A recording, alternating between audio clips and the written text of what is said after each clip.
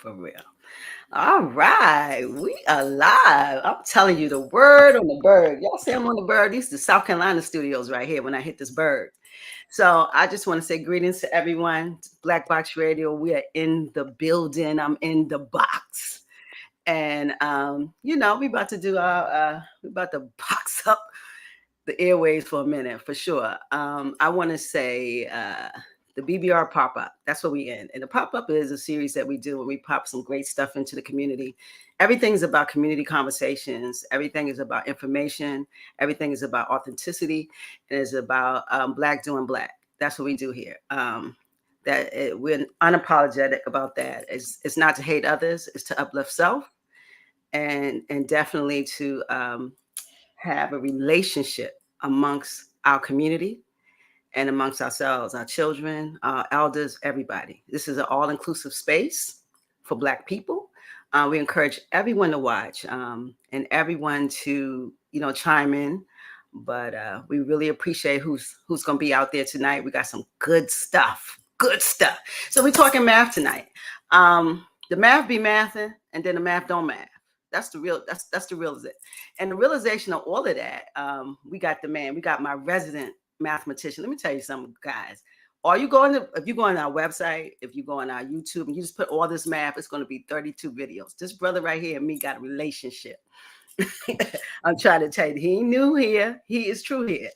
And so the good thing is this is a good relationship. I respect him. I'm inspired by him. We are going to talk some math tonight, but I always got to throw myself in there. I got to introduce myself. I'm Queen. I'm a host at Black Box Radio. We are a multimedia platform illustrating Black excellence. We platform Black folk. We talk to Black folk. We actually present a story from a Black tongue, from a Black trope. That's what we do 8 times a month. We do community events. We're going to start doing some events around our studios. So we want people to tap in, like, share, subscribe. Please hit up us on our YouTube channel and like, share, subscribe. We're not going to be on Facebook long. Facebook continues to jail me. And so they can't get all the content. They can get a little introduction. So if it cuts off, go to YouTube, Black Box Radio. We there. BLAKBOXXRADIO. All right. So that's the business. That is a business. You're at Black Box Radio. You're in the box, and we have tonight in our bbR Spotlight series, we have all this math. CEO Akil Parker, say hi to the people, brother. How you doing? Good to be back. Good to be back. Yeah, this is one of the first, one of the earlier platforms when I first got on this mission to have more positive conversations around math, because that's what I wanted to do. I want for Black people to start having more positive conversations around math instead of just the typical conversations based on a lot of experiences that some of us have had where they've had, negative experiences around math. And, because I realize that it's all about marketing, and propaganda, so if we can market math differently to our people, then our people will look at math differently, our children will look at math differently, and they'll be like, we can, I can do this. It's just like our children think they can play basketball because how basketball is marketed to us: football, baseball, sports, dancing, rapping, singing. You can do it. Yeah. Looking fly, like, because that's how it's marketed to us. It's marketed to us as though we're expected to be able to do that. So math is something that's marketed to us in a way where we think that we're not supposed to be able to do that. So I push back on that. I'm like, nah, like, we can do math. Like, it's not as difficult as some people make it seem, So part of, in keeping with that, I would just like for, us to have more positive conversations around math and about math. So I want to thank you for having me back on your platform and being one of the early people that kind of saw my vision and saw what I was trying to do. Yeah, I tapped in early for sure. I mean, I had you on with my teachers, and you killed that interview. I was like, who is this brother? And so, you told me the math thing because I know I'm a science major. I'm a health science professional. I took a lot of math, a lot of chemistry, and math broke my back. It was hard, but I had to persevere. I was going to graduate from Morgan. And so that's how it went. And so, but I understand that math to a point is we're told that we can. When someone tells you can't do it, or it's hard, or it's this, all of these things. But then we look in life, everything is math. Hmm. Everything is angles. Everything, everything has to be measured. You got Hmm. to count your money, yo. You know what I'm saying? If you're on weight loss, you got to count them ounces and them pounds. So if you selling drugs, what you doing? You counting, you weighing stuff out. So Yeah. everything is about, what we do in life is about math. And we're told that we can't do math. And if we were one of the first, no one, excuse me, if we were the first people, we had to know some math. We Yeah. had civilization. We had buildings. We got pyramids, yo. So when I kind of conceptualized it, I said, this brother's on to something. We gotta market it a different way. We gotta talk to Black people in a way that they can feel it, they can understand it, and then they can actually tap in. Yeah. And so what you're doing, I think, is revolutionary. It's inspiring. Um, we're not going to talk about you long. Real quick, I want to tell the people a little bit about your background, who you are, and then we're going to jump in because they can go on all the videos on Black Box Radio, all your videos, all Yeah. this math, and see Just, who you are. So just kind of give a little. We might be in Turkey right now, so give the yeah. folks a little some of who you are. I mean, all they really need to know is I'm a black man. I'm a father of three, and I'm just a brother that's trying to improve the relationship between mathematics and the black community. That kind That's of all they sums need it to up. know. That And sums it up. But if one would say, "Well, what gives you the credentials to be able to do that?" What would you say? I've taught math for a long time. I've been out here in these. I've been out here, been in the trenches. After I graduated from Morgan back in '03, I relocated to Philadelphia in '04, and then I pursued one type of job for a year. I was a bank examiner. That wasn't a good fit. Right after that, I became a teacher, and I've been in these math streets and these classrooms, really teaching and learning how to teach. For the last like 20 years, like since '04, yeah, '04, '05. I've been Absolutely. outside. You You've been know, outside. yeah, Yeah. and learning what doesn't work, learning what does work, Mm-hmm. learning why like a lot of our young people don't really understand math or run away from the math. Yep. And Yep. those are the and I've made a lot of mistakes in terms of trying to teach certain learners and certain people. So I benefit from those mistakes, because I've learned how to teach from actually teaching. My students have taught me how to teach. Students that I've That's had at different high schools around Philly, different yeah. charter schools, different after school programs, different Saturday programs, and different summer programs. I never took a summer off. That's another thing too. So I think that's a carryover from when I was a youngin'. Like my mom and my dad, they always had me in academic summer programs. So I think when Mm, I became a teacher, I just kind of stuck with that. I just just taught even more. I just kept teaching in the summertime, you know, just to that's hone what's my up. craft, develop my skill set, and now I'm a pretty good math teacher, I'd like to say. Yeah. So you taught on the public school and the high school level, and you teach on the college level. Yeah, So I teach at Cheney. I teach at yeah, Cheney University, which that's what's was up. technically the first HBCU, but Yeah, not the first degree granting HBCU. I believe Lincoln, Lincoln right? University was the Yeah, first HBCU to grant a college degree. yeah, Cheney was the Institute for Colored Youth and it used to be in South Philly, yeah. in Ooh. 1837. But it was more of originally it was a high school, Hmm. technically. So that's why, Lincoln always, says whenever somebody says if somebody from Lincoln is around, you're gonna hear them say, "Oh no," but they not the first HBCU. I think it's like a friendly beef. It's a friendly rivalry. It's Yeah, all love, Lincoln is the hopefully. first. Yeah, the Yeah, first college degree, but Cheney was the first established. right, Right. right. Yeah. Yeah. Okay. Well, that's So, what so it's that HBCU history. I love that. Yeah, just and I appreciate teaching at Cheney because one of the reasons is because of the history, and being able to carry on tradition. Octavius Cato taught at the Institute for Colored Youth back in the 19th century. He actually got assassinated by this white boy down in South Philly who didn't want black people to have the right to vote. Well, it was deeper than that. It's always deeper than that. So Hmm. the 15th Amendment had just been ratified, I think, and Cato was a math teacher at the Institute for Colored Youth, and he was real instrumental in organizing black people and whatnot, and also organizing black people prior to that along with Frederick Douglass.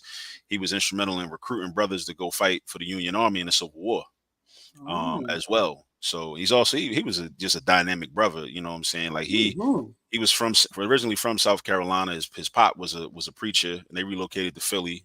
Hmm. And he also was a baseball player too. But the fly thing about him being a baseball player was that when they would go in there, they would visit and travel, to different games. Like they Yeah. use the games as like an opportunity to link up with brothers from other parts of the country to like really strategize on like abolitionist work. So they wasn't just like, how like, okay, the NBA game or, whatever Yeah. NFL game, you see the players, they trying to just turn up, afterwards at the club or whatever, and make it rain and all that. Not to say that, they might have been out getting some drinks, but they were still focused at the same time. Because I read about when I was when I was studying Cato years ago. He actually used to, because Frederick Douglass's son played for a team out of DC. Charles, his Hmm. son Charles Douglas. And when the Pythians, which was the Philadelphia team, one of the Negro teams in Philadelphia, they would travel down to DC. That was an opportunity for them to connect. So they would play their baseball games, and then afterwards they'd be like, strategizing, like, how we gonna get out of this mess that we in? How we gonna, like, end this institution of slavery and whatnot? This, before the Civil War and whatnot. Love that. So Love yeah, that. Listen, that Histematics is coming in right here, front and yeah, center, front and center. yeah. So we know a little bit about you. We know what you do. So we're going to talk a little. We jumping right in, straight like all this math. Um, I like I told you before we started, revolutionary, very inspiring. Kind of talk a little bit about your YouTube channel so folks can tap into that too, and then we're going to jump into what you're doing this summer. Yeah, I mean, the YouTube channel, it's something that I want everybody to know about. I want everybody to use it. I want everybody to subscribe to it. I want everybody to, like the videos, share the videos. If you are a parent, a grandparent, an uncle, or aunt, and you feel that your child does not understand math and is not strong in math, bring them to my YouTube channel. Notice I said bring, don't send them. Don't send them, bring them. That's You different. come too. Yeah, you bring it too. Like, 'cause, like, yeah, and it's really a resource. I'm glad you said that. It's a resource for the whole family. I want Yeah, everybody to learn math. Like, because there's a lot of parents and grandparents, uncles and aunts that they were lost. are not as comfortable with math themselves, and they didn't Yep. have a good experience when they was in middle school or high school or elementary school. So they kind of, they want better. You want better for your child or your grandchild or your niece or your nephew, but you would get a lot of more buy-in from them if they see you tapping in, you locked in with your own notebook and your own pen and pencil, and then plus you'll be able to help them. And I teach different. I teach different, I talk different. So the thing about my channel, because there's a lot of channels out there, but I'm gonna say this though, the thing about my channel is I'm gonna make you feel like you could do it. A lot of the channels, they'll give you the content, Mm-hmm. and it's cool. That's cool for me. Somebody like me, like I might have forgot something that I haven't seen in 10 years or I haven't taught in 10 years. So I'll go to anybody's channel and be like, how you do this again? Like, so, but I'm a person with a very strong math background, and I just might need to just get a refresher. But for a person that isn't as strong and hasn't had a lot of success in math, like this channel is like really, it's gonna make you feel like you can do it, and that's like a Mm. missing piece a lot of times. Because even when people sit in classrooms and they have teachers that are like very solid in terms of content, they know the math, they know the calculus, they know the algebra, but if you sit up there talking, it actually becomes counterproductive. And I think this is something that I want people to think about, like seriously, because sometimes when you're very strong in content, you can actually discourage a person, because if you don't present it in a way that makes the listener or the student feel like I can do this too, What you then doing? you're going to make them feel like, oh, that's for you. That's your Mm-hmm. lane. You're the smart guy or you're the smart woman.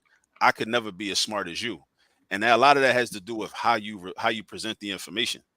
So Wow. when I'm presenting information, I'm trying to make you feel like come on, like we're going to do this together. Like we in this together. I want you to get it. I want you to learn this. Yeah. And sometimes I don't know if we ever think about this, but it's some math teachers out there, and I've seen this. They use their classroom as an opportunity to flex on students, just like we used to do when we was children. We was children, elementary school, middle school, high school. Maybe you might want to go to the board so you could flex Wow. on people. It's like, look, I'm the smartest one in. I know how to do this. Some people never grow out of that. Some Wow. people, like, you become teachers and they still doing that. So when you're in a classroom like that, then it's difficult. A lot of people are going to get shut off, to get turned off. Yeah. Because some teachers, like, they do that. They be trying to flex on students. as a response, whether it's a response to maybe I don't like this particular student or I don't like this group or whatever. I'm gonna just, maybe they're being disruptive in class. It's like, well, watch this, watch what I do. I'm gonna show them like, look, I can do all this, and they can't, But some people do that, So again, and this is why we need other resources so we can go learn from some other places. And that's one of the reasons I created the channel, because if your child is not learning in school, there are options. Mhm. Come over to All This Math. Come to YouTube. Come to All This Math. Subscribe, like, share, put it in your group chats, share it with everybody. Let people know what we're doing, because I don't want like, it's a problem in our community. It's a problem in a lot of communities, but I'm focused on our community because you gotta, you take care of home first, right? I'm a black Mhm. man. You gotta take care of the black community first and foremost, You right? better know That it. just makes sense. So, but in our community, like, a lot of us don't understand math. So I'm here to solve that problem. That's my life's work. I'm trying to solve that problem. I want you to understand math. I want you to understand arithmetic. I want you to understand algebra 1. I want you to understand algebra 2, geometry, pre-calculus, all those classes that you might have been conditioned to think are too hard that you can't do. I'm gonna show you can do them.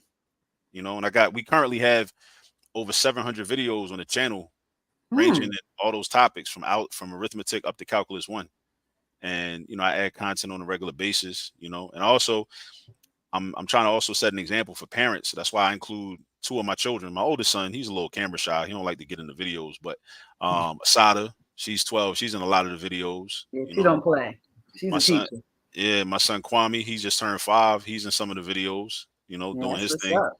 And I'm really showing parents, like, this is what we have to do. This is our responsibility. So I feature them in the videos, because sometimes there are things that I realize that I need to teach them, and I've neglected to teach them already. So I'm like, okay, I need to show you this. Like, one time I realized that Asada didn't know how to calculate a tip when we was out at a restaurant one time, like 2 years ago. Mm. And I said, oh, well, that's not your fault. That's my fault. I didn't teach you that. So I was like, I'm gonna teach you this, and you know what? We're gonna record a video about it. So I share the experience with other people, because it's other 11-year-old girls that need to know how to calculate a tip too. So maybe they see me teaching the SATA, and they're like, oh, that's all you gotta do. So I try to make it as relatable as possible. So yeah, that's the YouTube channel is where it's at. Like, Yeah, that's that's where it's every at. yeah, everybody's on YouTube already anyway. So I figure, meet the people where they are. Meet the people where they are. Absolutely. If Absolutely. we YouTube learn everything. University, bro. YouTube Yeah. University, that thing is popping. And so I like this. It sounds like it's very relatable, and especially adding the young people, because when young people, they only talk to each other. So when they Hmm. see each other, then they tap in. And then on top of that, it's immersive. Hmm. So you feel like you're a part of it. You're going to ensure that they get it, and that, it's not just about you, it's about who you're teaching. So that's what's up. So I encourage everyone, listen, hit up All This Math, subscribe, and like and share the videos. Put Yeah. this brother Black up the algorithm. Put us both in the algorithm. Black Box Radio and definitely All This Math. We Yeah. encourage you to do that. And I want y'all also to do this, like, when school starts back up. Well, school didn't, I guess, officially let out yet. Like, tell your children's math teachers about it too. Yeah, Like recommend it to them. real Because, like, talk. if your child didn't understand, like, it's a lot of, like, early career teachers, that maybe not Mhm. be as familiar with how to break things down and differentiate for They different can types use of the video. learners. Yeah, Yeah, like, I might do a certain problem in a certain way that you might not have considered. And it doesn't mean that you're a bad teacher just because you don't know every single way to do a problem. It just real means talk. you may not have been, you may not have encountered that method yet. I'm like, I learned, like I said, I'm 20 years in the game, and I still learn new stuff. I still learn new methods for teaching different things that I've taught for years, and I welcome it. So, parents, like, let your child's teacher know about the resource, because Absolutely. maybe All This some Math other. is a resource. Yeah, Yeah, that's it's that's definitely a what's up. resource. That makes sense, because not every teacher can get help too. Mhm. Teachers can be taught. They have to be taught. So that's definitely a good thing. So let me ask a question, a kind of facetious question, because there's what do you think is the reasoning for this math marketing to African Americans or oppressed peoples that listen? Particularly, this is not your game. This is not what you're good at, and it's not true. So, what do you think this comes from? Where, and that makes math this barrier in our community? How does that come to fruition? So I like this question a lot. I like answering this question. because it's central to the whole issue, right? What math is, it speaks to what math really is. Like a lot of us, I think we have an incorrect definition of what math actually is. Like, Mm. or I shouldn't say incorrect. I should say incomplete. We have an incomplete definition. Like math is about computation. It is about doing calculations, but deeper than that, math is about problem solving. Math is Mm. really a framework to teach us and train us in terms of how to solve problems, how to identify problems, and then how to proceed to solve those problems. That's what math really does. When you're young though, a lot of times you don't recognize that because it's like it's baked into it. It's baked into the process. Like you're not gonna know. Mhm. You know what I'm saying? Like it's like you eat a good meal and it's a lot of seasonings in the meal. You might not really be able to identify. Your palate might not be sophisticated enough to identify all the different seasonings in that meal or in that sauce or whatever. But it's in there though, right? And it makes it taste good. So a lot of times when we're studying math, we're doing mathematics. We we don't know what skills we're developing while we're using the so-called Pythagorean theorem. So-called because Pythagoras studied in Kemet under our ancestors for like Yes. 22 years. So So anyway, it's please cool, don't. whatever. Yeah, I like that. That's You systematic. know, Please tell folks that Pythagoras did not yeah, start no theorem. That came from yeah, Africans. Let's go. yeah. But using those solving problems using the Pythagorean theorem is, it's practice in problem solving. And so my belief is that, we live in a capitalist system, we live in a neo-colonial system where it's a zero sum game, meaning that like for every winner there's a loser, so every problem that we have, somebody is benefiting from our problems. Oftentimes in Mm. the media, they'll only focus on the problem. They don't focus on who's winning and benefiting from the problem. But when you really Mm. analyze deeply, you start to see, oh, the people that are actually benefiting from the problem, they'll be on TV, talking about how they want to solve the problem, knowing good and well they don't really want to solve the problem because the problem is too profitable, right? Mm. So what happens is, with problems, my belief is that mathematics is the greatest subject, is the most equipped, it's the subject most equipped to teach young people, young and old, how to identify problems and how to solve problems. So if I control the society, it's in my best, and I benefit from people having problems. Let's take the black community having problems. It's in my best interest to keep the black community away from the main tool that will help them and empower them to be comfortable with and understand how to solve their problems. Because once they Mm. solve their problems, now they have in fact created a problem for me. Because if I'm this corporation or that corporation or this group or whatever or that, and I'm generating $1 billion a year, like Amos Wilson said this, black problems are a $1 billion industry, right? They're Mm. worth billions of dollars. Black problems are worth billions of dollars, and as long as those problems go unsolved, and a lot of well, before we even get to the issue of solving, like I keep saying, like we got to know how to identify problems. A lot of us don't even know how to identify what a problem is. Like we be outside and we see what's going on. We see stuff in the media. We see stuff in the community. We think it's sweet. We think it's cool. We don't even notice. Like some of us that have a more refined you know, vision Mhm. and way to observe, you'll be in a room or a group with like 30 other people and everybody just sitting around chilling like everything is cool. And you'll be like, yo, you don't see what's going on right now? Like, Yeah. yo, this is not cool, right? You But can't even that's conceptualize it if you don't. yeah, Yeah. Wow.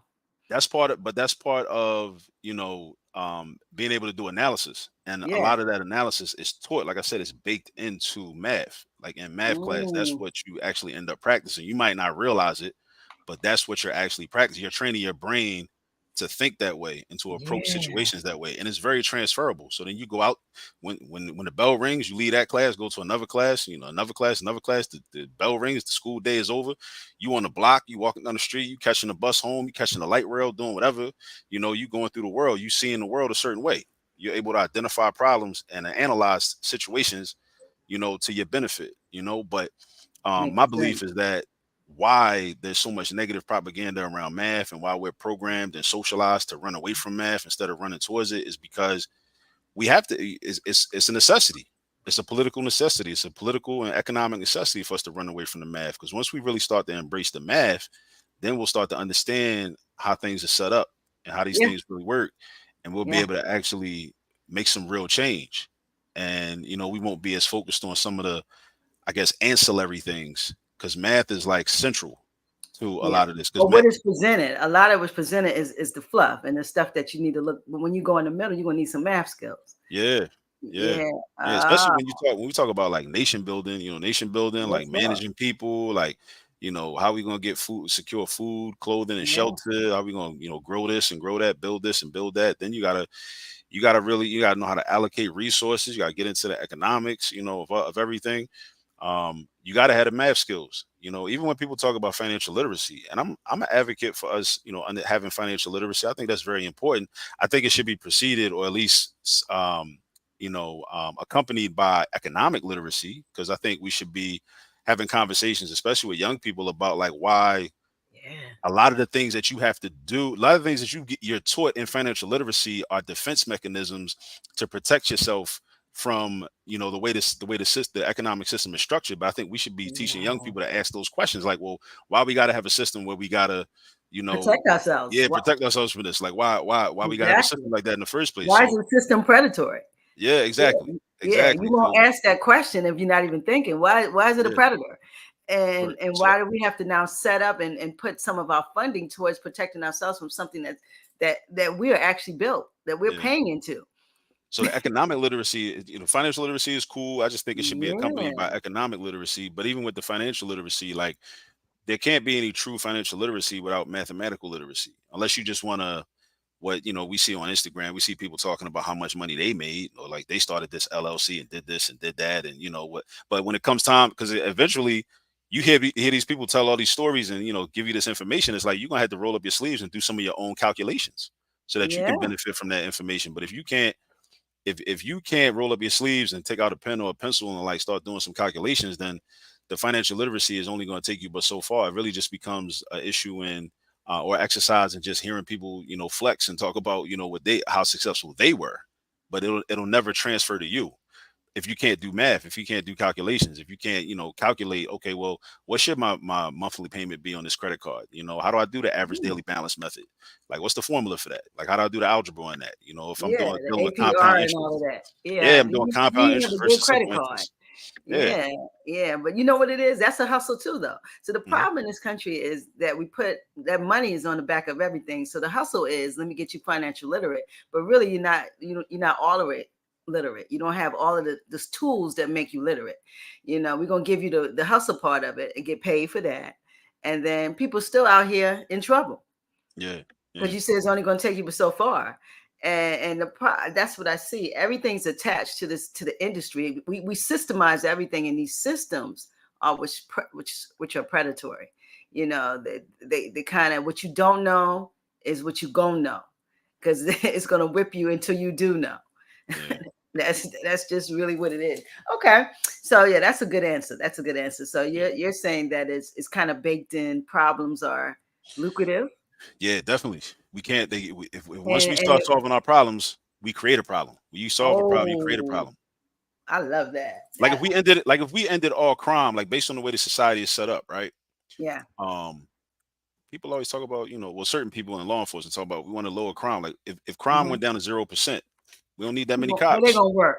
Yeah, we don't need y'all. So how you gonna pay your mortgage? How you gonna your kids go to private school? How you gonna pay the tuition for your kids' private school? How you gonna do that? We ended all the crime. What we need you for? How we gonna justify all these cop cars, all the gas and the maintenance and the oil changes and all that for the cop cars and everything? So And it's those problems, militarism. Yeah. yeah, like so. I mean, but again, like even thinking about that, even thinking in that way, like that's mathematics.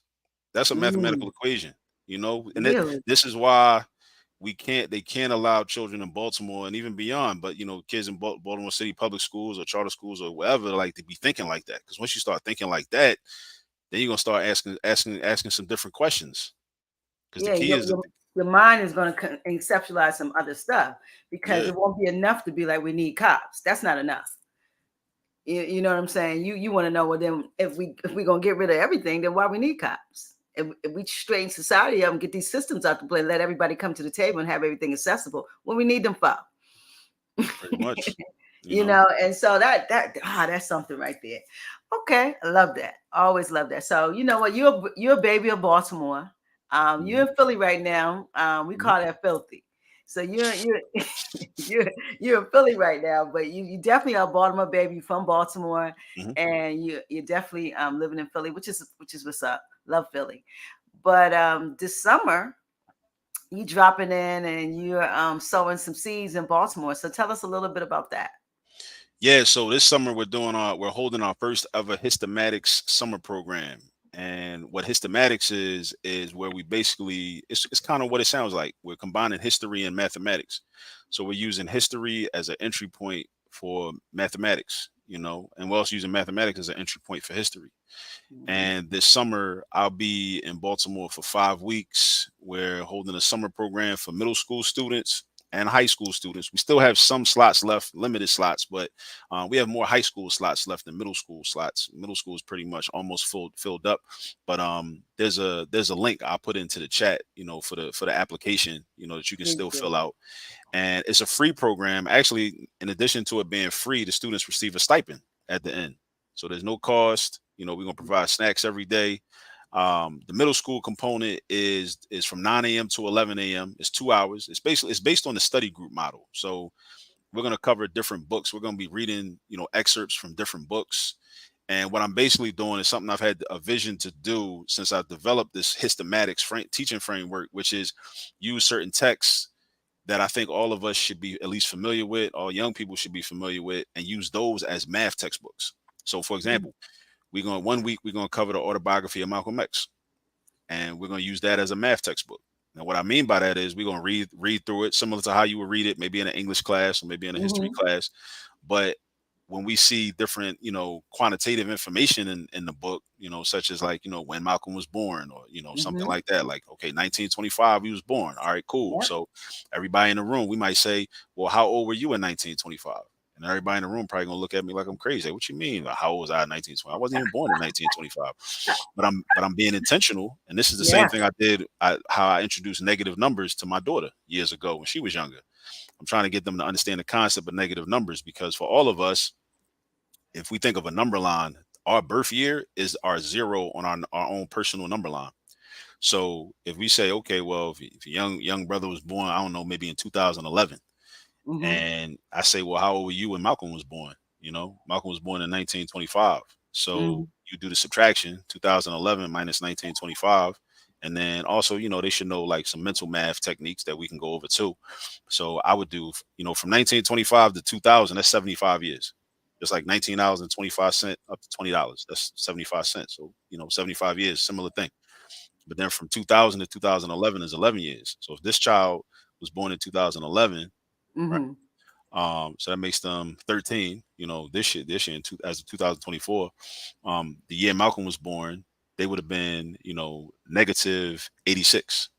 You that do the 75 years plus the Yeah. 11 years, and that what I just did there, that's what people call the new math, right? That's called one of the term names for that is the combined differences method, where I I don't break like the that man. subtraction problem up into two parts. Yeah. I do like, I take the 75 years and then I do the 11 years and put them together, 75 plus 11, and that's 86. So you would have I been don't know why negative they changed 86. math.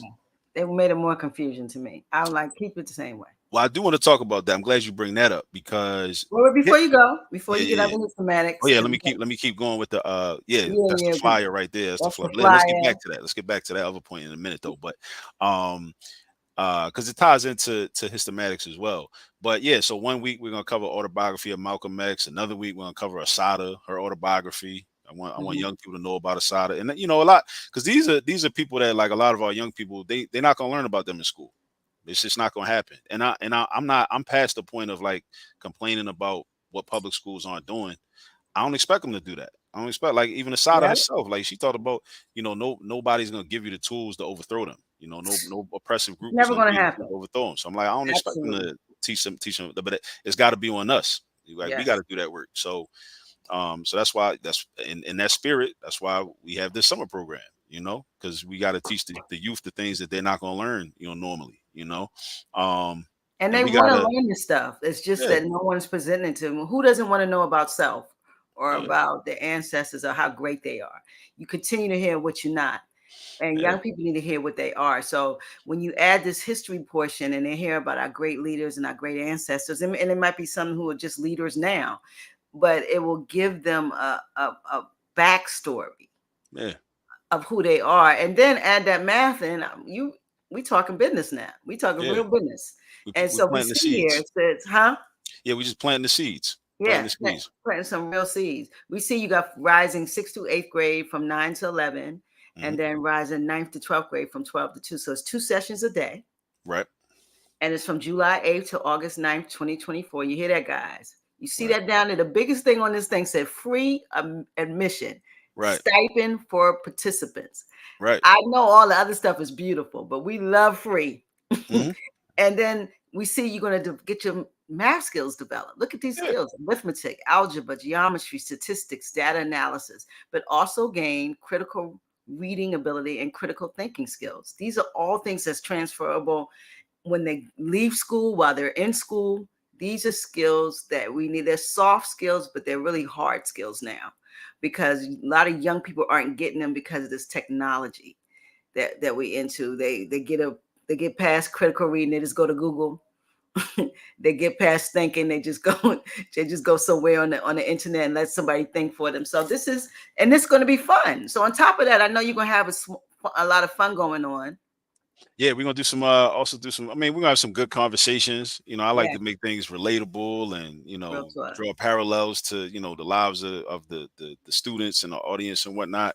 Yeah, And on Fridays, we're gonna go on some field trips, go visit some museums, do that's like what's a up. walking tour at what Fells Point at one point. That's gonna tie into like the Frederick Douglass lesson for that Hmm. week. And then we're going to the what is it? The Banneker Douglas Tubman, or Banneker Tubman Douglas Museum. I think I'm mixing up the order. We're gonna do that at one Okay. point. I think that's in Annapolis. I think. Yep. Yeah. Um, Yeah. That's not in Baltimore. I think that is in Annapolis. yeah, yeah. Yeah. We're gonna do the I don't national. think that's the one that's down there where she's from, like the Eastern Shore. That's too far. She has Harriet Tubman has a memorial, her home and everything at the Eastern Shore where she actually lived, was born. I need to check that out. That's what's up. Yeah. So, Yeah. So she has um, that too. the National Museum of African American History. We're gonna go to DC. That's gonna be our last trip.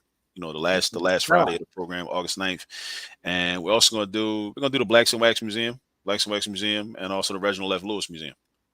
We're I definitely doing love it. those. And Blacks and Wax is a beautiful spot. Former Morgan professors. Mhm. So that's definitely a beautiful spot, and they're doing a lot of real work over there too. And the Reginald Lewis got a lot going on in there for sure. So Yeah, that's what's up. So listen, guys, we're talking field trips. We're talking math skills, history of self, history of African Americans and Africans, and free. This is something we're giving you. We're giving you greatness. This man is giving it, bringing it to Baltimore City, and if you participate to the end, you get a stipend. I yeah, don't know. I don't know what else you guys want for the summer. It's what's up. I think that, please, you see what it says applications on this actual flyer is on Black Box Radio, but you can go. He put in a chat the actual link to the flyer too, right? yeah. Tiny. Well, I put it in the private chat. I think you'd have to copy it and put it. It wouldn't let me Okay, so post it I in will the put it in the general chat, comment. guys, and you can get that on source that on Facebook or on YouTube. But please tell one, tell all. How you got some spaces left, bro? I do got some spaces left. I got a few. I got like 3 or 4 middle school slots, but I got like more high school slots. So we're really looking for Okay, high school students. Um, yeah, we want the high school students to come check us out. It's gonna be held over West at Connections Academy, Connections which is right off Academy. of Gwynns Falls. Yeah, Um, with the old know behind the old exactly Gwynns where it Falls is. Middle. So Yeah, yeah, right when you kids pass Mondawmin, guys, the first yep, light, that first exactly. light joint, you make that right. Yeah, or you can get it off of Liberty, but definitely if you come off of Yeah, Gwynns Falls, that right.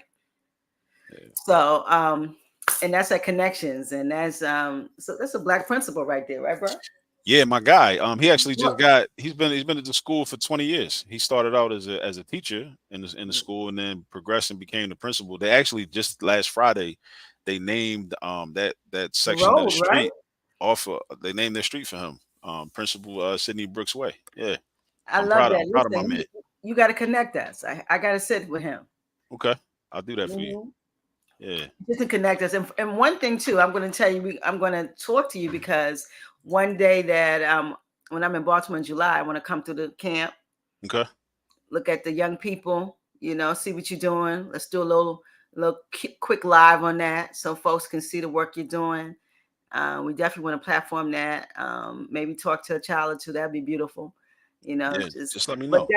yeah, I'm gonna let you know. I would like Let's to work come that out. through and definitely make that happen. So Histematics. I just want to ask a question about that because I think it's just amazing. Why do you think it's something we need? Well, because well, for one reason, it addresses two things that our children definitely need to know. Well, just as people, we need to know. We need to know our history. We need to know our history. We need to know where we come from, who we come from. We need to Mm-hmm. know what our experiences have been.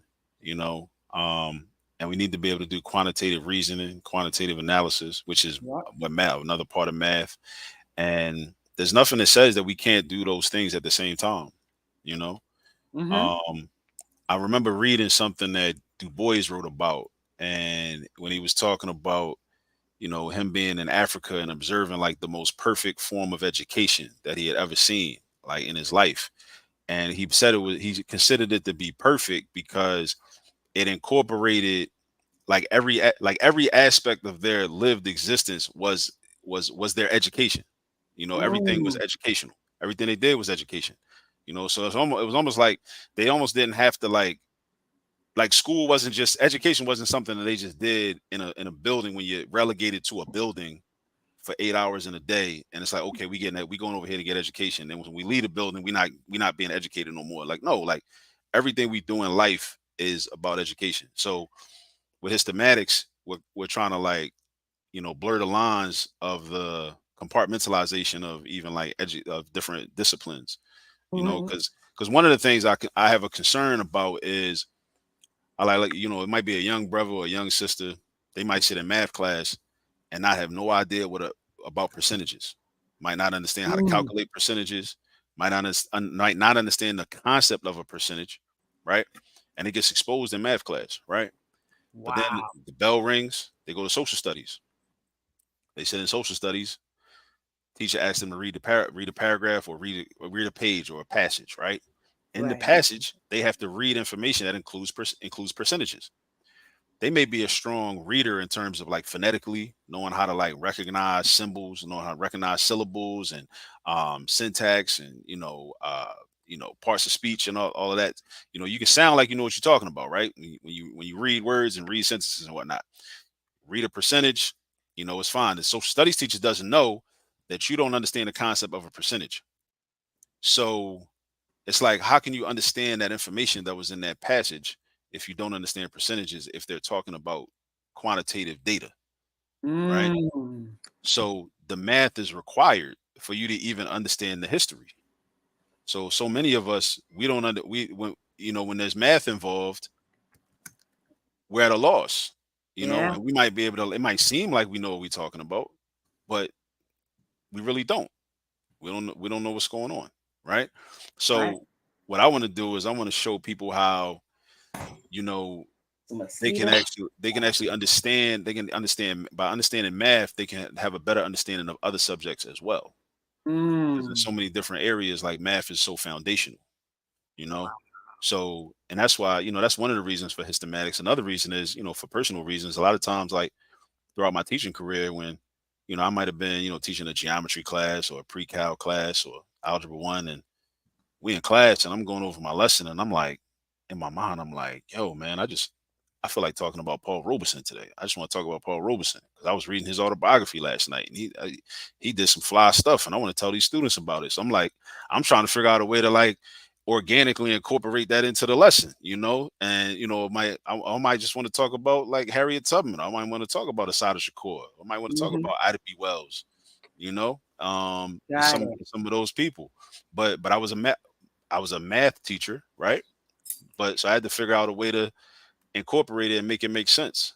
So I kind of organically would start just doing different stuff, like creating like lessons and questions that included those people in it. Okay. Because sometimes it's just as simple as a name drop. Like, and I like to do that a lot. Like I do that a lot on my channel. I be name dropping people, right? Like historical figures, especially people that you probably never heard of. Like me and Kwame just did a video on Maurice Bishop. Maurice Mm, Bishop was the leader in Grenada. Ronald Reagan sent the troops in to murder him and his crew back in 1983.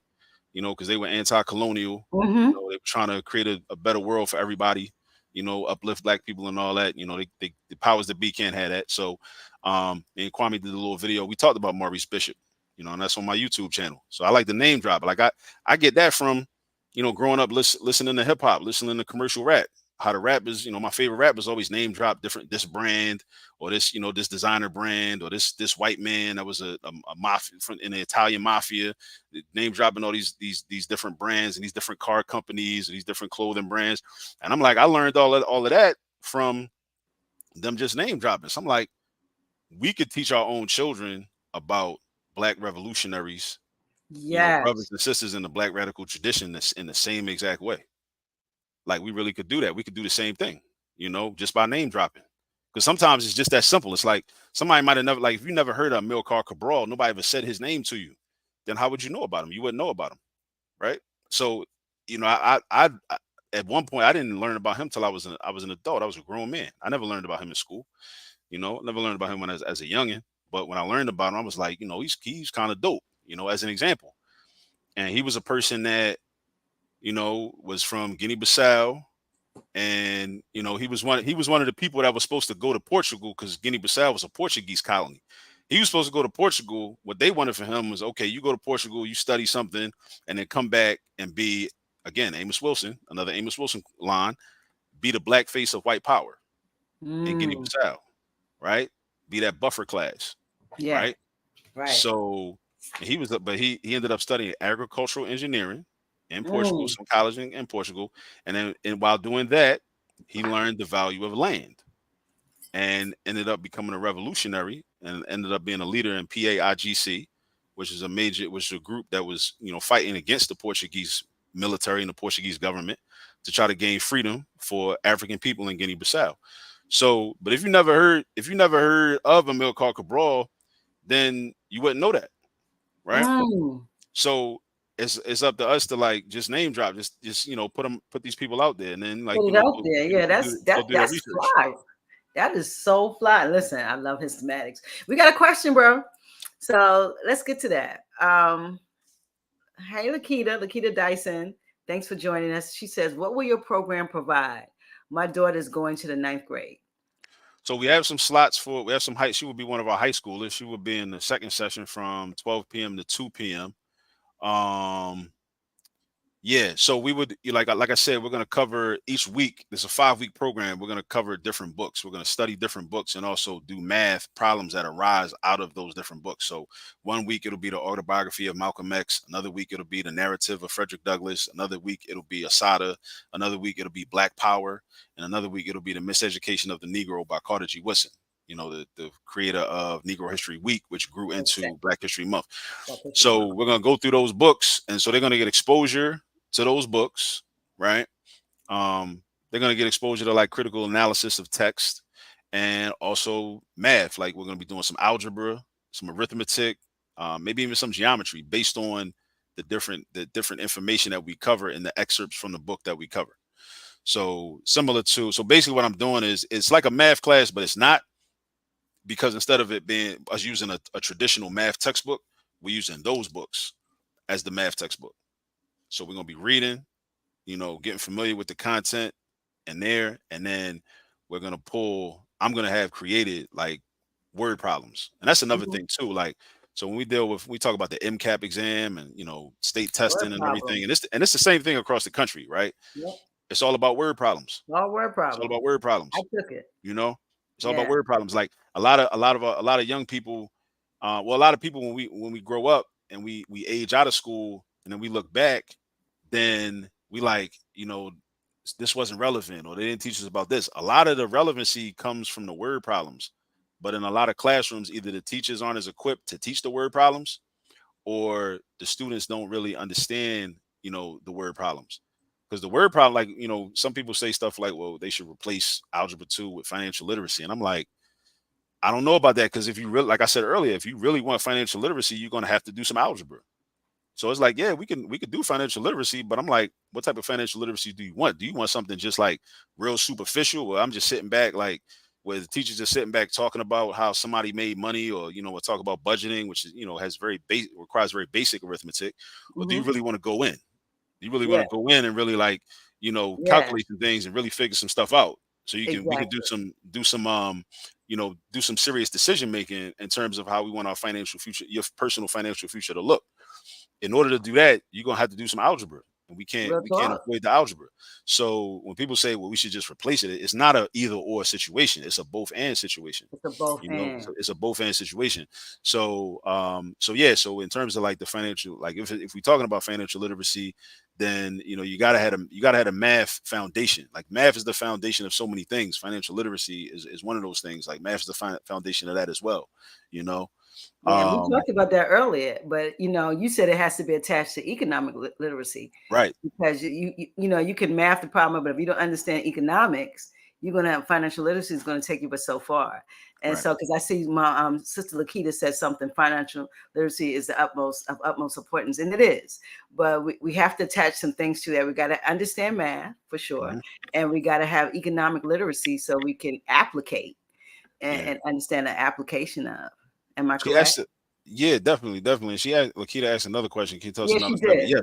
So for the high school students, currently the Wait, let me stipend is let me read it. Let me read okay. it. Let me read it. It says, she says, sounds dope. She has been thinking of working. Can you tell us the amount of the stipend? And I want to say something first before you drop all the information, because I think a lot of times our young people, and I understand when I was young that it is about making that money in the summer and all of that, but we got to get them in programs that's going to get building blocks for later.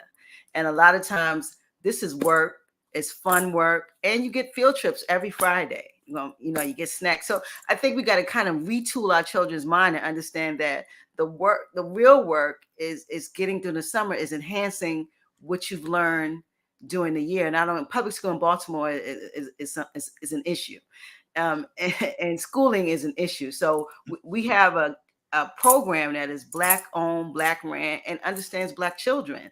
And so sometimes we got to retool our children's mind with this capitalism about money, money, money. And that's all I'm saying. I'm not telling you how to mother, Sister Lakita, please. This is not an attack. I just want our young people mindsets to be changed, and that starts with the parents. So bless you for this question. She said, can you tell us the amount of stipend? I don't know if you want to do that, Yeah. but it's on you, bro. Yeah. The way based on our current budgeting, we might be able to play with the numbers a little bit and increase these numbers. We're not sure, but as it stands now, the high school students get $200 at the end, and the middle school students get 100. Right. Love it. That's what they get. Now, like I said, um we might be able to increase that. We may not, but we're looking into that. We're looking in to see if we have enough funding to increase the stipends. And I love this. And understand the camps, we're talking a lot. We're talking about in the hood, the camp that's in the black hood is black ran. You're going on field trips. I mean, quality field trips. You're going to museums. You're going to Blacks and West. You're going to DC. You're going to Annapolis, and you're getting a little money. And I think we asking, we got to know that that's quality. Yeah, That's absolute quality. And we are the only ones who can teach real stuff to our people. And so yeah, I just think that we got to think past money sometimes and think about building blocks for our children for later. And she said, that's true. Okay, cool. I mean, it's awesome for it to be free and offer a stipend. You're right, Sister Lakita. And we appreciate you. Please don't think I'm trying to attack you, but I just think that a lot of times our mindsets on getting the money, money, money, but if we don't get our kids to understand money, yeah, they're gonna continue this this role trying to get it, running after it. You got to make it come find you. You know what I'm yeah. saying? And I mean that's the again, that's another mathematical equation. Like, how do you Yeah, decide whether to deal with the immediate gratification versus the delayed gratification? Because sometimes, like even as a college student, you might that's have it. an opportunity to work a job that'll pay you today. You're gonna get Yeah, a guaranteed paycheck every 2 weeks. Or you could do the internship. It's non-paid, yeah, but you get the experience. And that absolutely. experience, you put that on you get to put that on your resume. You get the network, meet some people, and then that you might be able to parlay that relate those relationships that you gain from that non-paid internship into another job down the line somewhere making more money than you would have been making had you not had those relationships. So these are just the types of things that, I want us to, I want our children to start thinking about, but I understand, like, but we got to do, you got to do the cost benefit And I analysis. understand we Sometimes, got a lot, yeah, we got a lot of oppression on our community. And I yeah, understand the children trying to get up. And then a lot of times young people, they want to be fresh. They they need flossing. resources. I get Yeah, it. we I get always it. I look, we totally need get it. resources. When I was that age, yeah, I when I was was that that age. I age, want to look good. I yeah, get it.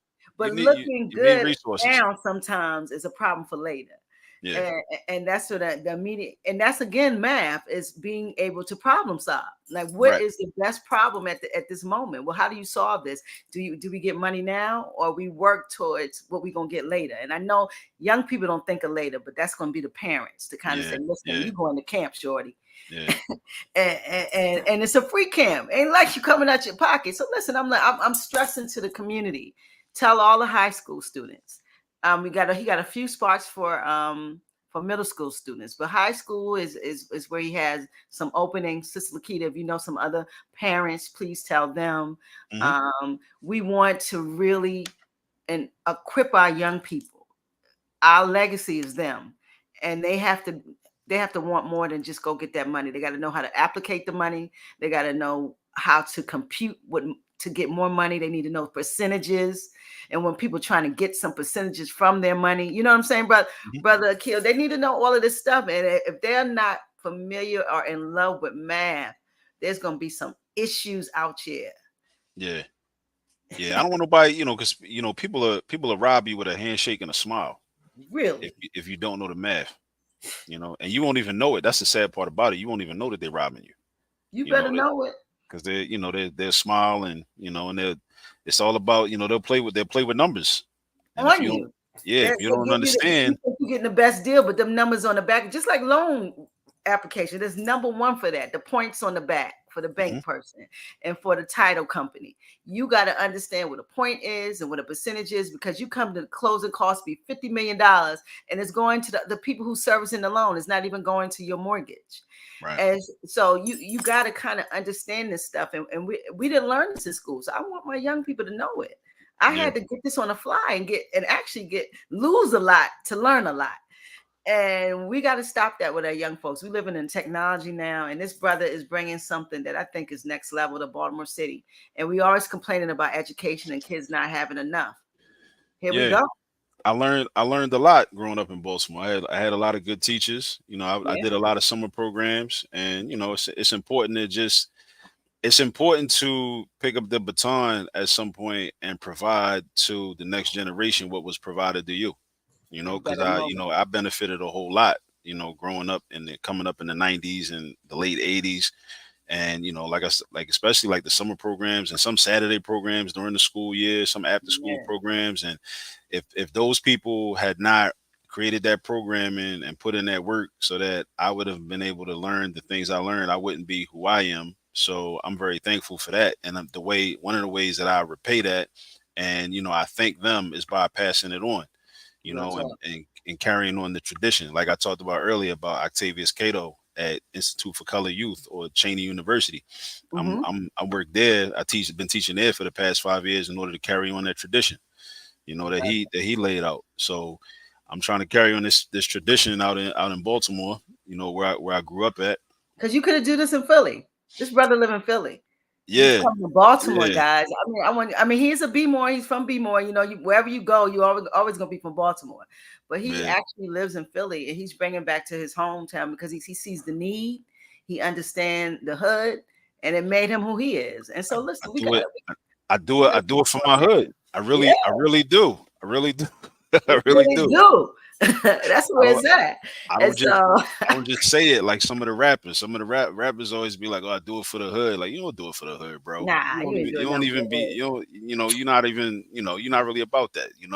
But I really do. Like, I really want our people to win, and I want Yeah, the young people to win. And it's all about resources. Whether it's programs, whether it's online resources, my YouTube channel, yeah.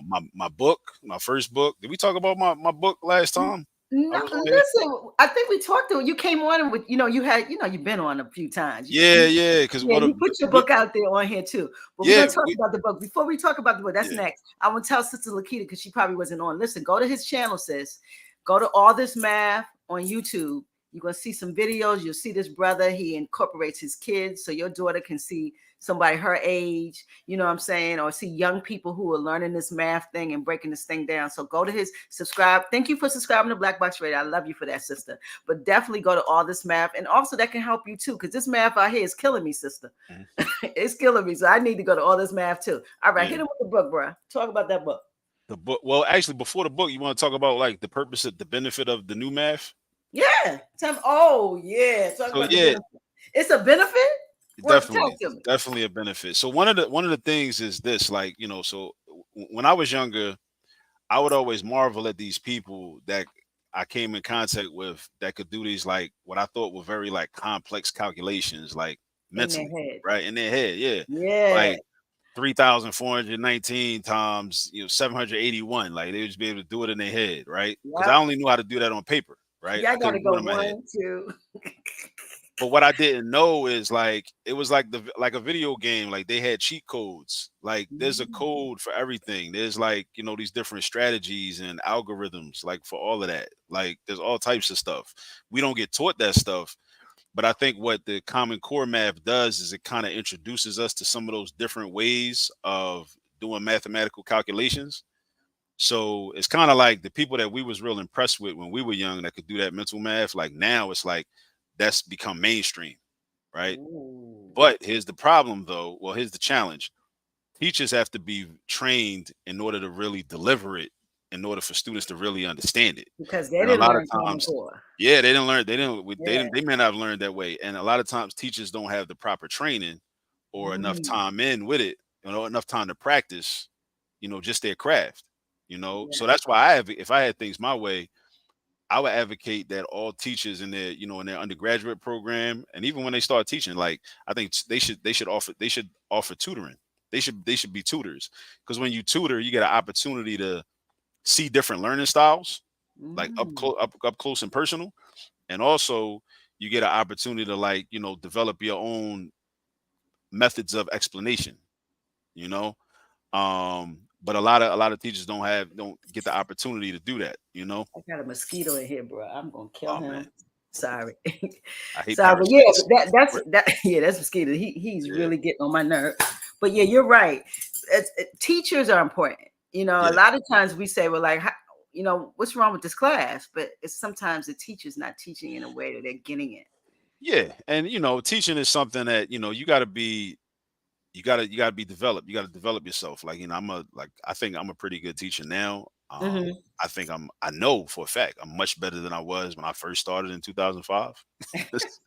I mean, I was sufficient maybe, back in 2005. But Yeah, I've learned a lot. I've learned a whole yeah, lot. Made a lot of mistakes, and I've learned from the mistakes.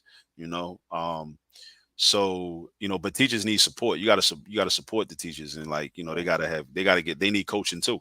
They yeah, need coaching yeah, too, and they need yeah. to and they need to be able to be open and honest with somebody in that school building without fear of being fired.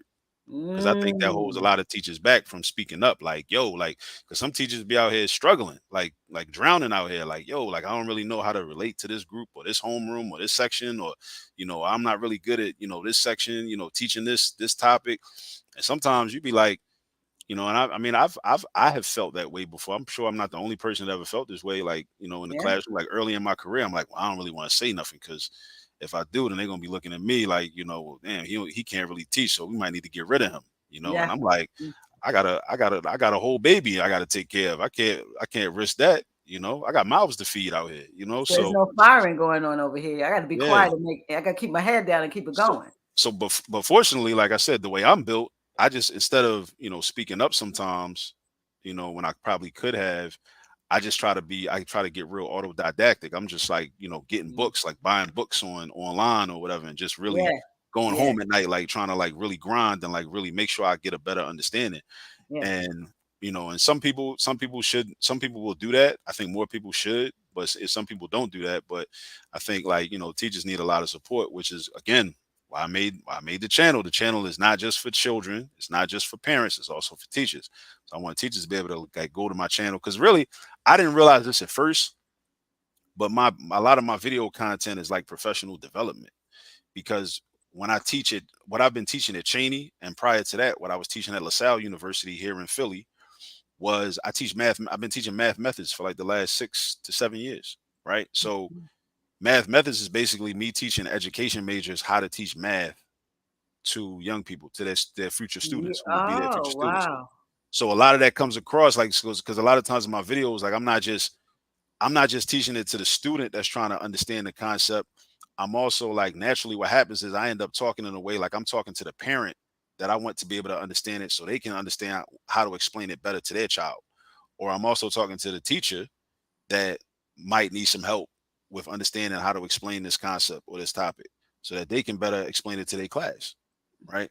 So Wow. the YouTube channel is like it's everything. It's It's like, a resource. That thing is yeah, a resource. That thing it's the gift that keep giving. exactly. I Exactly. definitely I definitely love that. And I love what you said about teachers because teachers struggle too. And Yeah. we got to understand that and they should reach out when they, you have a problem relating to your class because we look at demographics as the country is coloring and 80% of the teachers are white women. Mhm. It's the truth.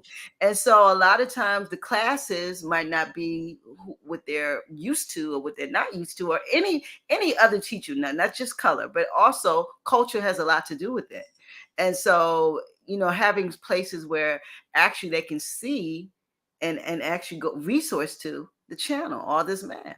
Let's Yeah. get it. Let's go That's on it. that thing. And that's what it's there for. That's what it's That's there what it's for. Like there I'm for. just it's all All about right, we're gonna end solutions. with the book. Yeah. So the book, so All This Math Volume 1, right? You Is said another, volume one. yeah, yeah, exactly. So I'm intentional because Volume 2 is set to drop at the end of this summer. And Let's then go. Volume 3 probably not long after that. Bro, you gonna So publish it like that? You are something else. Let's go. I yeah, love it.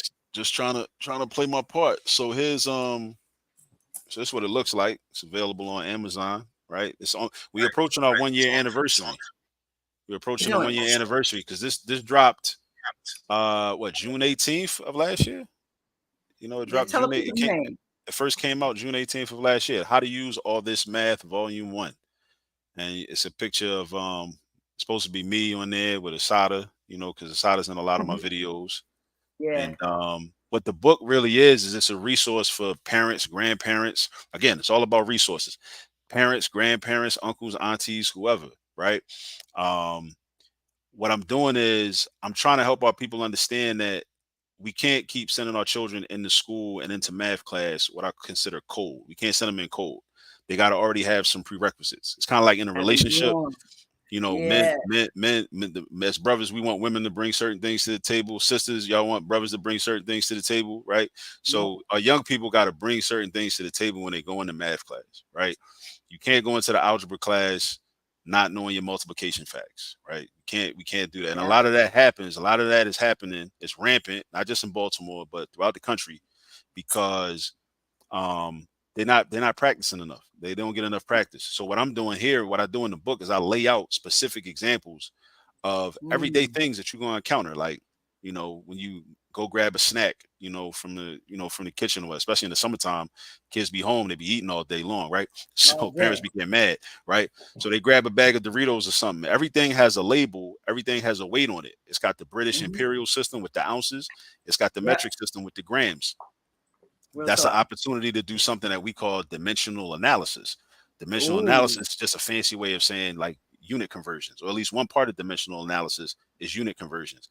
So if I know that, like, the little snack bag of Doritos, 8 ounce, not 4 hour. nacho cheesy, cool ranch, whatever, spicy nacho, whatever, 1 ounce is 28.3 grams. So if I know that, I can Ooh. create an algebraic equation.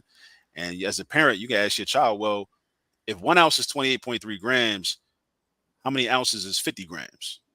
Or how many grams is 3 ounces? How would that be? And just getting that type of practice, getting that Yes. in. And at a minimum, what it's going to do is when they see that in class, because inevitably they will if they haven't already, they're not going to be scared of it. because they already been That's it. doing it in the crib. They've been doing it in the house. They're not Real gonna be talk. scared. Just like when they go to Yep. school and it's time for recess. You know, elementary school, it's time for recess. If you play basketball all the time anyway, around your way in the neighborhood or whatever, when it's time for recess, you're not gonna be scared to pick up a basketball and play basketball. You're gonna look forward to it every day. But we don't have the same feelings around mathematics because we don't practice it enough. So what I do in the That's book is I'm like, dig this. Whenever y'all are in this situation, whenever y'all in Target buying some toilet paper, boom, we can practice some math. Whenever y'all riding in the car together and you look at the car in front of you, look at the license plate, look at the digits on the license plate. Have your child yeah. practice addition facts, add those numbers together. Have them practice Yeah. subtraction facts, subtract those numbers from each other. Have them Yeah. practice multiplication facts, multiply them numbers together, division facts, divide them numbers together, right? All that type of stuff. Right. These are the types of things that I have in this book. So it's like Math is everywhere. it's everywhere. That's what I'm hearing. It's everywhere. It's And everywhere. you can use, yeah, you can use this and just keep teaching math, and then Yeah. you fall in love with it. Yeah. I mean, usually, so this cliche is usually seen it used in a negative context, like when they say like, to a hammer, everything is a nail, right? I'm so Mm, immersed in math, everything to me is a math problem. I could just like be walking down the street and I'll identify like 15 math problems, 15 potential math problems. That's like just what I wow. do because I'm so immersed in it, and I really do this like on a regular basis and been doing it, right? So I'm like I need to share this with other people because I had to realize like, wait, other people don't see what I see. But if they Yeah. did, then they'd be able to use those, examples and help their children. But they can't see it. So I'm like, I'm a lay it out. I'm a document it. And this volume one and volume two is going to have. So this book has 20 chapters. Each chapter is a different example, right? And volume two is going to have 20 more. So like I talked about earlier, another one of my favorite chapters in here in volume one is negative age, which is what we talked about with Histematics in Yeah. terms of like with Malcolm X, like saying, so a young person could say, well, how old was I when he was born or whatever. That's something that I really did. And this is like, it's no BS because like these are things that are battle tested. These are things I've done with my own children. So, and I love them. So I'm giving you like, it's like whenever somebody meet a child, the child of a mathematician or a math teacher, the initial assumption is, oh, you must be great at math. And usually that's the case, so it's like, yes, my children are very good, are very sound at mathematics because they've been trained and they've been developed a certain way. So but what I'm doing is I'm like, yo man, like I can empower the rest of the community the same You way. can do this too. Yeah, Yeah, like with I your can I can class. show y'all I can show y'all how to do it for y'all children too. I'm putting it out there. So that's what the book is for. And it's got like I said, 20 different examples. License plate games I talked about, like having your children practice it, different math Hmm. facts with license plates, the unit conversions, that's another chapter. What else we got? We got negative ages. Hmm. Also a lot of stuff, yeah, because we spend so much time in cars like traveling around, converting from Celsius to Fahrenheit, converting from Fahrenheit to Celsius, in terms of the temperature, because I didn't learn. I remember learning that in 10th grade in chemistry class. But Hmm. your child don't gotta wait till 10th grade to learn that.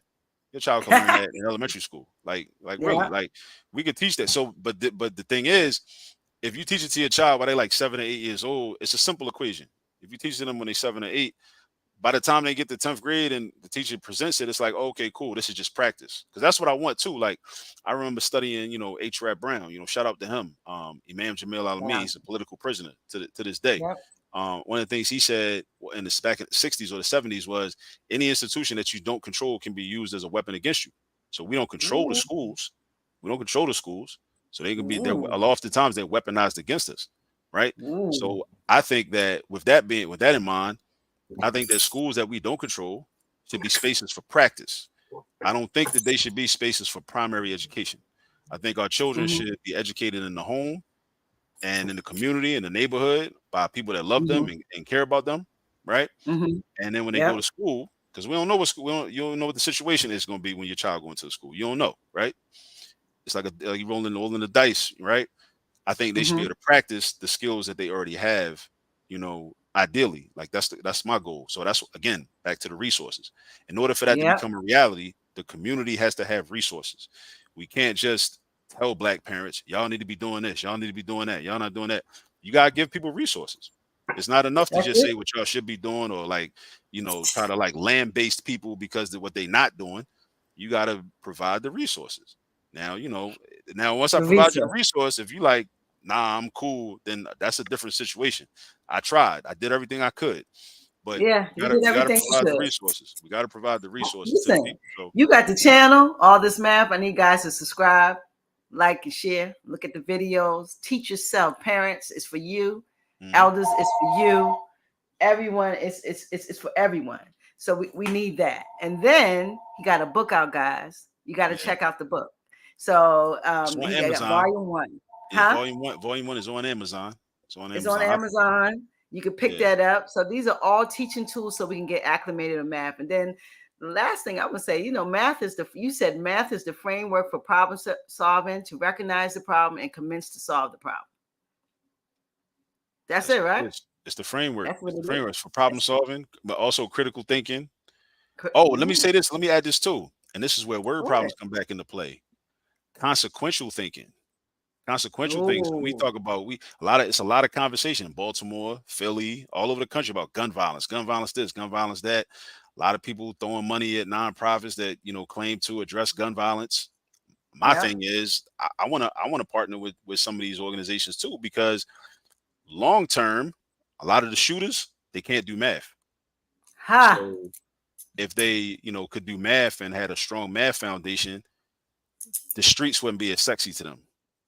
The block wouldn't be as sexy to them, because they'd be like, Real bro, talk, they can I'm about to go to compute. college and major in engineering. I can't be out here like, you know what I'm saying? But if you're young, like the shooters that's like 16, 17, when you hear the stories on the Yeah. news or whatever, 10 years ago, 8 years ago, they were sitting in elementary school classrooms and didn't know their multiplication facts. So and then it just became that like compounded effect of like that benign neglect, like from the 1970s, Richard Nixon and all that Yeah. benign neglect in the black community and that underdevelopment. It compounds itself. So the Wow. math is key. So the math is a Math is solution key. to the gun violence, right? Ha. But damn, I lost my train of thought. Talking about gun That's violence, sexy. anti gun violence. Yeah, like yeah, it's just the math is key. The math It's is key. key to it's a solution. It's a solution. It's a It's solution. more of a long-term solution. It's more of a long-term solution. It's not an overnight solution. Yeah. Yeah. And shout out to all the people that are doing work, in terms of anti-gun violence, because Mm-hmm. it is an issue. But I like to think, more long-term. Who are the shooters, and why they Yeah. I shooting, like and that. what do they believe their other opportunities are besides the street? Because if By the they don't street, believe they have other opportunities beside the street, and if they don't know their multiplication facts, they may not barely know their addition facts. They may not Yeah. understand how to add, subtract, multiply, and divide fractions. It's we can understand why they might think, oh, okay, This this is is my all I only got. option. This is my Yeah. only option. And when you think that's your only option, then you carrying a gun. You outside. That's You what you're outside with the gun, doing. and you Math live is in a certain critical lifestyle. thought.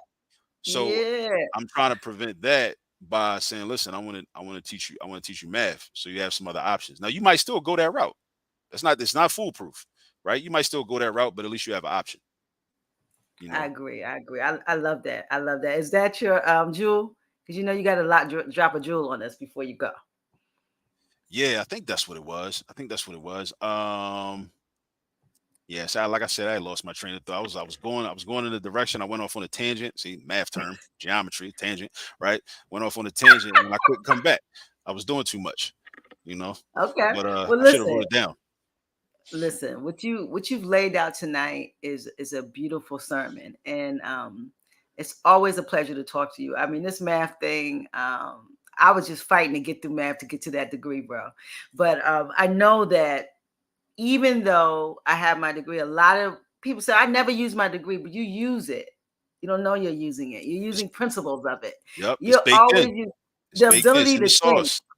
Yeah. Yes, the resources of thought and how it made you think and the things that you put in, you utilize it in your life. You might not even know it, but it's such a part of you that you're performing your education every day in a way. The critical thought Mhm.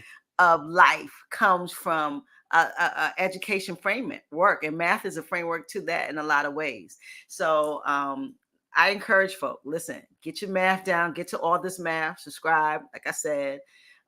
Definitely get this book, pick it up. It's on Amazon. I put the name of it in the chat. Please pick that up. But also, what he's doing now is a summer camp in Baltimore for young people. If we didn't have it, we got to ensure that the next group have it. That's just what it is. And it's free, stipend at the end, snacks during the day, Friday field trips. You can't beat it. It's just a non-beatable situation, and it's in Baltimore. So please check out. We put the link in the comments. Also, you can go, or you can go on Black Box Radio. I'm going to have it up in the story. It's also posted. I'm sure all this math on Facebook too, and on Instagram. You're on Instagram too, right, bro? Yeah, So Instagram, TikTok, yeah, all this all of math. it, Yeah. all the Asada social told me I media. gotta start. Asada told me I gotta start posting on TikTok more because that's where the young people are. Yeah, that's where I the young people gotta are. go with She the young right. folks. I go to TikTok. That's Yeah, why you gotta have young people around and keep us fresh. yeah, yeah. Yeah, so they keep us fresh, but we definitely got to keep them, and we got to put some math in their body. So we appreciate your work. We appreciate what you keep creating around your work, and always an open door here. You royalty at Black Box for sure. I appreciate that. I appreciate that. You Yeah, I you just yeah, definitely royalty at Black Box. and So listen, go ahead. I appreciate the opportunity to to serve the community in this way. I have a certain skill set, and I just I want to be able to share it with the people. I want to be able to share it with the young people, but not just the young people, with the adults, with the parents, grandparents, uncles, aunts. And like I said, go to my YouTube channel, go check it out. All the different topics are organized into different playlists. So, you're gonna learn, you can find a specific topic. As long as you know the name of the topic, you can find, what you're looking for, you know. Um, yeah. Mm, And my goal is to make you feel like you can succeed, so you had that moment where you're like, man, like I wish, because that's what a lot of people say. Like, I wish you'd have been my teacher back when I was in ninth grade, or back when I was in high school, or back when I was me in middle too. school. Like, Yes. once you hear me explain things, because I had to learn. I wasn't always as good at explaining things as I am now, but I learned and stuck with it, stayed consistent. So now I'm pretty good at explaining things, in ways that people can understand. Because that's what it's all Well, about. black teachers matter. Yeah. It's very important. Black male teachers matter. It's not many of you guys. I appreciate that you're in this space, and I'll never forget what you said when you were on with me when I first met you. You said the reason why a lot of black males aren't teaching is because their worst experience was in school. Mm. Yeah.